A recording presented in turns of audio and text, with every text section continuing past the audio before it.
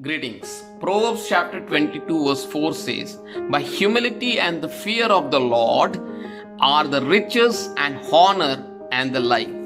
God gives grace to the humble. When you are humbling before God and fearing the Lord, that everything which I am doing, O God, it's because of your grace. When you acknowledge this, God's richness and honors come into your life. His richness and honor is not to everyone who thinks that he can do anything with his own strength. When you are humbling yourselves and giving into the hand of the Lord and acknowledging that I cannot do anything with my own strength, God will supply His grace on your life. God will strengthen you. God will lead you in this wilderness. God's grace and power and strength will come onto you when you humble yourselves before God.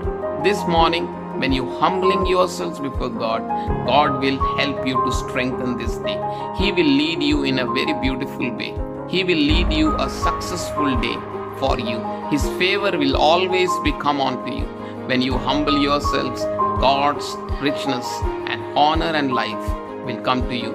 May this day be filled with your God's glory and honor and richness, so that you will lead this day in a beautiful way, and God will surely help you this day. Move forward, strengthen yourself, and acknowledge yourself that you are a failure. It's God who gives me success.